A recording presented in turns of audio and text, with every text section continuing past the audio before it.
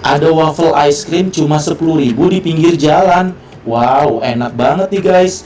Jadi ini namanya waffle ice cream yang ada di jalan Bukit Duri Selatan, Tebet, Jakarta Selatan. Itu lihat yang beli ngantri guys, rame banget. Dan di sini nih ya, wafelnya bener-bener enak banget. Legit, lembut, kenyal-kenyal gitu, tebel banget guys, enak banget. Dan ini nih es krimnya, ada 3 rasa. Ada rasa coklat, stroberi, dan vanila. Segini nih ya, satu porsi ini cuma 10.000 plus topping guys. Toppingnya tinggal pilih ya selera kalian. Pokoknya di sini enak banget, rame banget.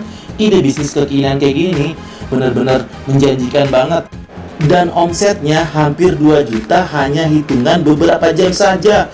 Keren banget nih ide bisnis kekinian di pinggir jalan seperti ini. Wah, kalian pokoknya wajib cobain nih kalau penasaran.